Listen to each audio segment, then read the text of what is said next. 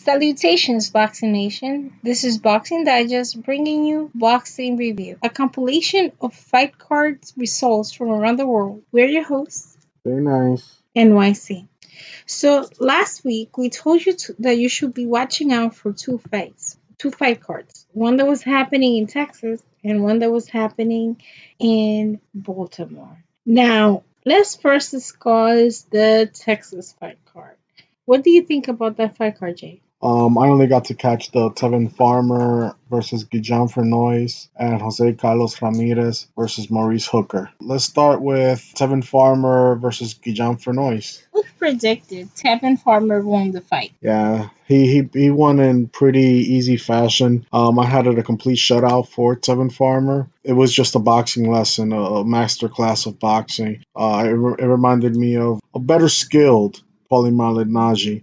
No disrespect to Paulie Malignaggi, but I just think Tevin Farmer, he showcased a better skill set in it. Nevertheless, I still think we'll talk about him and Tank Davis later. So what do you think about the Tevin Farmer fight? I also thought Tevin Farmer won all rounds. I had thought that because of his record, Noise would have been a good opponent for Farmer, but he was not up to par at all. The fight to me seemed it was actually a little boring because it was so one sided. It was just Yeah. yeah. So I agree.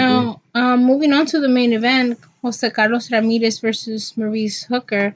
I guess I went for Ramirez, and he kept his undefeated. What did you think about that fight? That's right. I went for Hooker to go against you, right? Mm-hmm. No, that fight was a sensational fight. It was really, really good. Jose Carlos Ramirez, he didn't let up. He just went after Maurice Hooker from round one on. He never let Maurice Hooker set in a groove. He never let him set the pace. He was backing him up the whole entire time.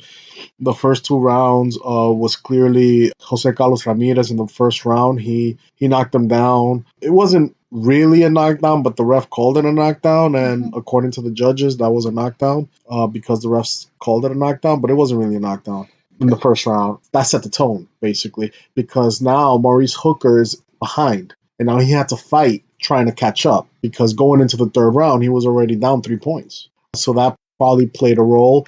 But the fight was sensational from round 3 and 4. I had it almost even, but I gave him to Ramirez because he was being the aggressor. But they were pretty even. And then like the fifth round, Jose Carlos Ramirez, got like a second win, and then in the sixth round he knocked out Maurice Hooker in a really good fashion. He stopped him. I think 6 consecutive punches to the face. And it just the ref called it off. It was a good stoppage. It was a great fight, great fight. I was gonna ask if you thought it was a good stoppage. You Yeah. just answered my question. So yeah, I thought it was a good fight too. It was really entertaining. I really enjoyed it. So now let's move on to the Baltimore event. Oh, and by the way, since I picked Hooker, you have one on me. Yeah, so I had two picked for Maurice two. Hooker. I did have 2 for 2 on that fight card. All right. So now let's move on to the Baltimore fight card. Well, I got to see on on Showtime's YouTube channel. They broadcasted 3 of the undercard. I missed the first one, but I did catch I think Dylan Price. So I didn't get to see a lot of these fights because my cousin actually is going to the Air Force, and it was his. We were throwing him a little get together to send him off. Because of that, I wasn't able to catch a lot of the fights, but I did get to see the main event. So I'll be discussing that with you guys. I thought it was an early stoppage. I I'm sure that Davis was going to win. I actually picked him to win, but I did think that the Well, let's talk about the undercard first. I remember okay. I got Dylan Price. I saw the Dylan Price fight and the Malik Hawkins fight. Dylan Price, I think these guys are still green. They still have a lot of learning to do. Dylan Price did not knock out a guy that had 23 losses and 16 wins. Like, I was expecting a knockout. I was expecting a showcase fight, but the guy survived. So maybe Dylan Price needs to work on a couple of things. He needs to work on his power. His boxing is okay, but he needs to work on his power. He was 8-0, now he's 9-0. So he's still a work in progress. I see good things for him in the future. He just has to improve on a couple of things. Now the Malik Hawkins fight, that's going to be a little bit controversial because I believe that the scorecard for was pretty even. I wouldn't have been upset if Jonathan Steele got the victory, but Malik Hawkins did not win by a wide margin how the judges had it. No way. Jonathan Steele put up a great fight. He didn't back down. He kept coming at him. A really entertaining fight. Unfortunately, they have Malik Hawkins winning like almost every single round, which is not true. It's not true at all. Then after that, got to see the Miller fight, the Darius Miller versus Jezreel Corrales. And I also got to see, I got to see everything basically. The Darius Miller versus Jezreel Corrales, that was also a really tight fight. It could have gone either way. I actually no, I had like Corrales winning by like one round. I think Corrales won. So I thought Jezreel Corrales won by one round. It was a really close fight. I don't believe Ladarius Miller won that fight. My personal opinion, I thought Jezreel Corrales, he pulled it off by like one round. But that was a really good fight. The Gamboa fight, the Yuriorkis Gamboa versus Rocky Martinez.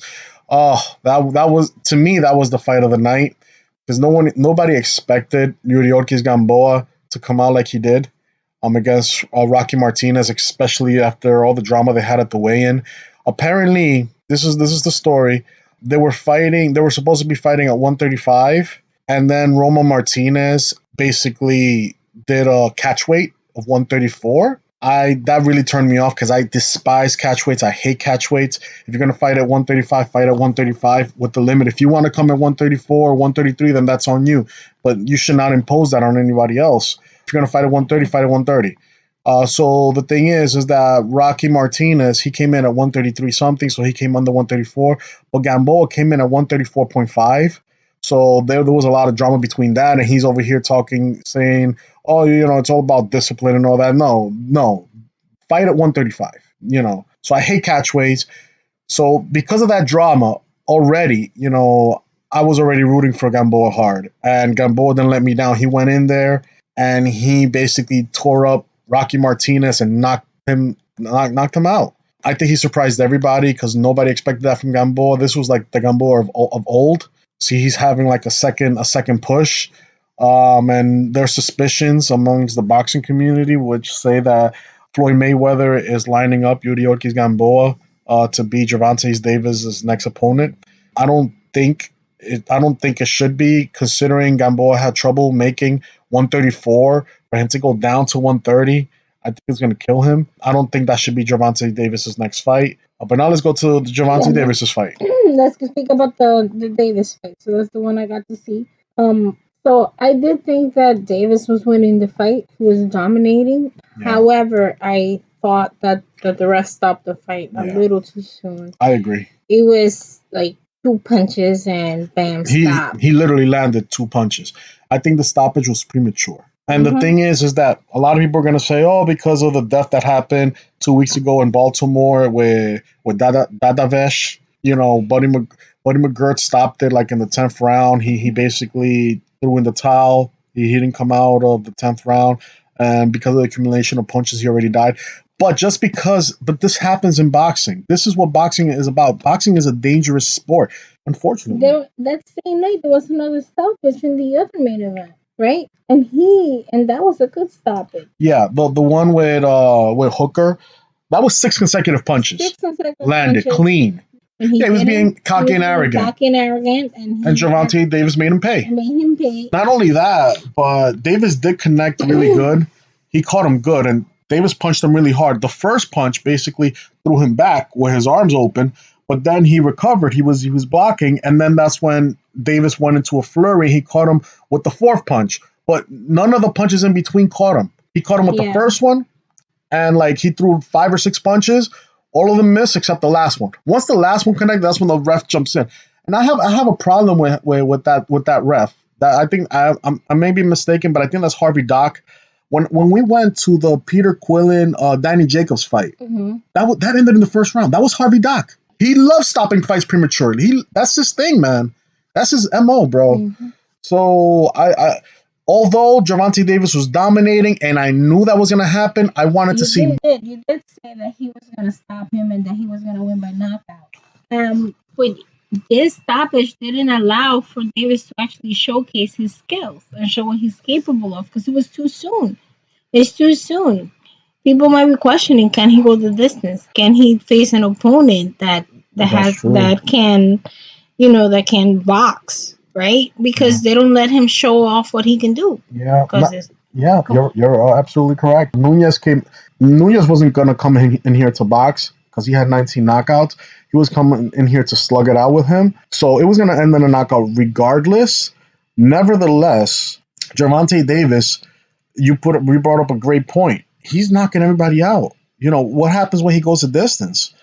So I wanted to see this go further. I wanted to see what Nunez brought to the table. If he brought another wrinkle that Gervonta Davis could adjust to in the ring, and show us his versatility, show us his adaptability, show us he could overcome, because everyone he's been in with, he's been dominating, and Yeah.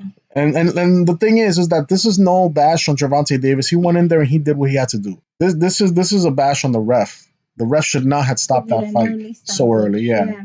Nunez, who has power, is a great opponent for Davis. It's like the same type of fighter. They have even a similar record. Now Davis 22-0 and Nunez 21-3, right? Mm-hmm. So they have a similar record. Both have a lot of knockouts. It was like he was fighting himself almost, but we didn't get to see what he can do because the ref stopped the fight early. 2 rounds that we actually got to see Davis, he impressed me a lot with his skills. He has a really deceptive body jab and a body a straight punch to the body, which is really fast. You don't see it coming. So he showed us a little bit of his skills.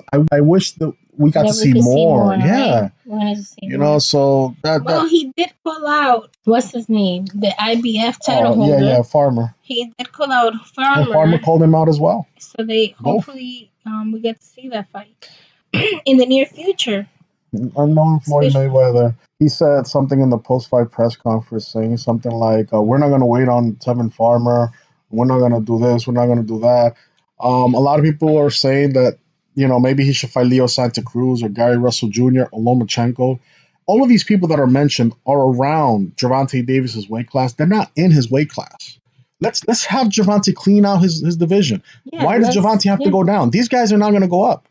Leo Santa Cruz is not going up. Gary Russell Jr. has always fought at featherweight. He's never going up. So why is Gervonta going to chase them? No. Gervonta right now is trying to be established.